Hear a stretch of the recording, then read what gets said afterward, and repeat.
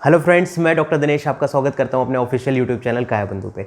दोस्तों, आज हम बात करेंगे एक बहुत ही important disease that is typhoid, जिसको हम लोग एंटेरिक फीवर भी बोलते हैं, आंतों का ज्वर भी बोलते हैं, मियादी बुखार भी बोलते हैं। तो ये बुखार बहुत ही आप अमूमन सुनने में मिल जाता होगा आपको कि मुझे टाइफॉइड हो गया है। तो कुछ भ्रांतियाँ हैं, उसको भी क्लियर करेंगे। और सबसे पहले हम जानते हैं कि व्हाट इज़ टाइफॉइड। जिस तरीके से आपको पता लग रहा है आंतरिक ज्वर, एंटेरिक फीवर, यानी कि ये एक आंतों का बुखार होता है। हमारी जो स्मॉल इंटेस्टाइन होती है उसमें इन्फेक्शन हो जाता है, एक खास तरीके का जो बैक्टीरिया होता है जिसको हम लोग बोलते हैं साल्मोनेला टाइफी। दोस्तों, मैं आपको बताना चाहता हूँ कि साल्मोनेला टाइफी जो है इसके 4 स्ट्रेंथ होते हैं।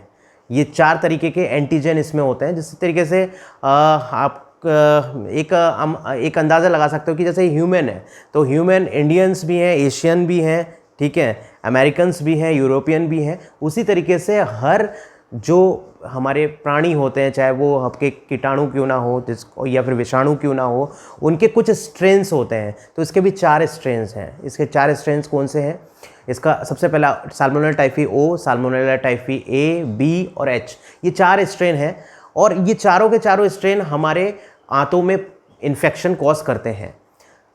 जब आप डॉक्टर आपके पास आप जाते हो तो कुछ लक्षण लेके जाते हो, जो वो लक्षण देख सुन के डॉक्टर एसेस कर पाता है कि मे बी आप टाइफाइड से ग्रसित हो। तो वो लक्षण क्या होते हैं? सबसे पहले फीवर, बुखार एक ऐसा लक्षण है जो कि हर डॉक्टर के लिए और हर पेशेंट के लिए एक मित्र है। क्योंकि जब तक आपको बुखार नहीं आएगा तब तक आपको पता कैसे लगेगा कि something is going wrong in your body, कि आपके शरीर के अंदर कुछ गलत चल रहा है।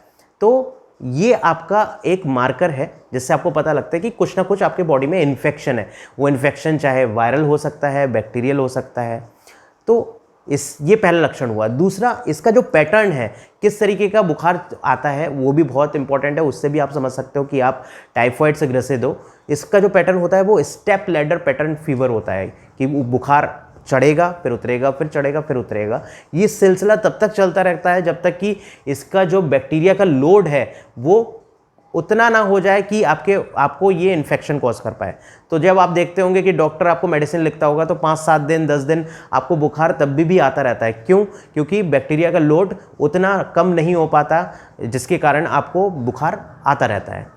एक बहुत ही खास तरीके का इसमें लक्षण देखने में मिलता है कि आपकी भूख कम हो जाती है, आपको खाने की इच्छा नहीं होती, आपका मुंह कड़वा हो जाता है। तो ये कुछ लक्षण है जो हमें बताता है कि हमें टाइफाइड हो सकता है। कुछ अनकॉमन सिम्टम्स भी हैं जो कि हर किसी में नहीं पाए जाते हैं, लाइक वॉमिटिंग होना और पेट में दर्द होना। कभी कभी किसी पेशेंट में ये देखने में आया है कि पेट बिल्कुल गुम हो जाता है और उसको कॉन्स्टिपेशन हो जाता है। तो इन लक्षणों के आधार से आप समझ सकते हो कि कोई भी पेशेंट टाइफाइड से ग्रसित है। अब क्या आधार है जिससे मैं ये क्लैरिफाई कर पाऊँ, ये कंफर्म कर पाऊँ कि मैं टाइफाइड से ग्रसित हूँ? तो उसका एक डायग्नोस्टिक टूल है हमारे पास जो कि कॉमनली यूज़ सभी करते हैं, विडाल टेस्ट। आपने देखा होगा कि एक शीट होती है, उसमें 4 स्ट्रेन होते हैं साल्मोनेला के, और उसके आगे 1/20, 1/40, 1/80, 1/60, 1/320 और लास्ट में 1/1640 यहाँ तक होता है, और प्लस लगाते हैं वो लोग रिपोर्ट देते समय। तो ये क्या टेस्ट है, ये इसको भी समझना बहुत ज़रूरी है। और आखिर ये टेस्ट कितने हद तक आपको ये क्लैरिफाई करता है, कंफर्म करता है कि आप टाइफाइड से ग्रसित हो? तो मैं बताना चाहता हूँ कि अगर पहली बार किसी को फीवर आया और वो ये टेस्ट करा रहा है, उसके लिए ये ठीक है, क्योंकि ये एक तरीके का एग्लूटिनेशन टेस्ट होता है। एग्लूटिनेशन टेस्ट एक तरीके का ऐसे समझ लिए रिएक्शन है किसके बीच में, एंटीजन और एंटीबॉडी में। हमारी बॉडी में जो ब्लड लिया, जो भी लैब वाला है उसने ब्लड लिया हमारा और उससे सीरम निकाला, उस सीरम में एंटीबॉडीज आ जाते हैं हमारी बॉडी के। और क्या करते हैं वो लोग, स्लाइड लेते हैं, उस स्लाइड में 1 ड्रॉप एंटीजन डालते हैं, यानी कि साल्मोनेला टाइफी के बैक्टीरियाज डाले जाते हैं एंटीजन, और हमारे सीरम में मिक्स किया जाता है और देखते हैं कि रिएक्शन हो रहा है नहीं हो रहा है। क्योंकि एंटीबॉडीज में वो सारी ताकत होती है कि वो उस बैक्टीरिया को किल करता है। तो एक रिएक्शन दिखाई देती है स्लाइड पे, जिसके आधार पे वो पॉजिटिविटी देते हैं कि 1/80 इतना टाइटर पॉजिटिव आया, 1/60 इतना टाइटर पॉजिटिव आया। तो जितना आपका टाइटर आगे बढ़ता जाएगा उतना आपको सीवियर इन्फेक्शन वो लोग देते हैं। लेकिन ये फॉर द फर्स्ट टाइम, क्योंकि ये देखने में आया है कि जो हमारे बॉडी के अंदर जो एंटीबॉडीज़ बनती हैं वो दो तरीके की होती हैं, एक जो एक्यूट रिस्पॉन्स दिखाती हैं और एक जो डिलेड रिस्पॉन्स दिखाती हैं, लंबे समय तक उनकी मेमोरी बनी रहती है। तो क्या कोई ऐसा टेस्ट है जिससे हम कन्फर्मेटरी कह सकते हैं कि सामने वाले पेशेंट को टाइफाइड ही है? जी हाँ, एक टेस्ट है जिसको हम लोग बोलते हैं टाइफीडॉट। तो मैं आप सबसे बोलना चाहता हूँ कि जब भी आप कभी अपना टेस्ट कराने जाओ तो टेस्ट आपको टाइफीडॉट ही कराना है रादर देन विडाल, क्योंकि ये कन्फर्मेटरी टेस्ट होते हैं। इसमें दो तरीके के इम्यूनोग्लोबुलिन्स के टेस्ट होते हैं जो कि हमें बताते हैं कि इस समय हमारी एक्यूट कंडीशन क्या है और हमारी जो पास्ट में हमें टाइफाइड हुआ तो उसकी हमारे पास एंटीबॉडीज़ हैं या नहीं है। तो दो तरीके की एंटीबॉडीज़ हमारी बॉडी में, IgM एंड IgG। IgM हमें ये बताता है कि एक्यूट इन्फेक्शन है या नहीं, और IgG ये बताता है कि पहले हुआ है या नहीं। तो मेरी आप सभी से गुजारिश है, जब भी आप टाइफाइड का टेस्ट कराने जाएं किसी भी लेबोरेटरी में, तो आप टाइफीडॉट को प्रीफर करें रादर देन विडाल टेस्ट, या फिर आप दोनों टेस्ट एक साथ भी करवा सकते हो। अब बात आती है ट्रीटमेंट की। तो मैं दोस्तों आपको बताना चाहता हूं, क्योंकि ये आंतरिक ज्वर है, तो सबसे पहले हमें क्या करना पड़ेगा, हमें अपनी आंतों को रेस्ट देना पड़ेगा। ऐसे कोई भी खाद्य पदार्थ हमें नहीं खाने जिससे कि आंतों को ज़्यादा काम करना पड़े। कुछ इम्यूनिटी बूस्टर्स दवाइयाँ हमें साथ में लेनी चाहिए, क्योंकि डॉक्टर्स के पास आप जाओगे आपको वो एंटीबायोटिक्स देंगे, अच्छी बात है, लेकिन एंटीबायोटिक्स जैसे आपके बॉडीज़ में जाते हैं तो आपकी बॉडी खुद भी वीक हो जाती है। तो साइमल्टेनियसली अगर कोई आप इम्यूनिटी बूस्टर्स दवा देते हो तो वो कंपनसेशन हो सकता है और वो बैक्टीरियाज जल्दी आपके बॉडी से एबॉलिश हो सकते हैं एज़ कम्पेयर टू अगर आप नॉर्मल एंटीबायोटिक्स लेते हो। आयुर्वेदिक दृष्टिकोण से मैं बात करूं तो कुछ हमारे पास ड्रग्स हैं जो कि बहुत अच्छा काम करते हैं।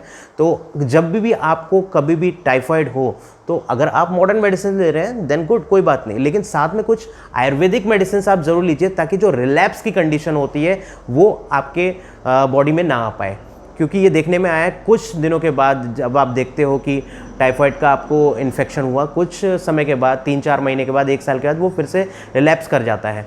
रिलैप्स ना हो उसके लिए बहुत इंपॉर्टेंट क्या है, आपका पानी। आपका पानी बहुत ही स्वच्छ होना चाहिए, क्योंकि ये देखने में आया it's a water borne disease, क्योंकि ये पानी की गंदगी से, उसके कंटामिनेशन से आती है। तो स्पेशली जो लोग घर में आरओ रखते हैं उन लोगों को अपना वाटर कैरी करके ले जाना चाहिए बाहर, क्योंकि अगर आप आरओ का पानी पी रहे हो और अगर बाहर कहीं भी आप थोड़ा सा भी इन्फेक्टेड पानी पीते हो तो बहुत जल्दी आप टाइफाइड से ग्रसित हो जाते हो। तो मेरा आप सभी से आग्रह है, जो लोग भी पानी के प्रति कॉशियस रहते हैं वो पानी बहुत ध्यान से लें ताकि ये बार बार रिलैप्स की कंडीशन आपकी बॉडी में ना आ पाए। दूसरा, जब भी आपको टाइफाइड होता है तो आप रेस्ट कीजिए, क्योंकि जब आप रेस्ट करते हो तब आप देखने में आया बहुत जल्दी रिकवर करते हो एज़ कम्पेयर टू अगर आप वर्क करते रहते हो।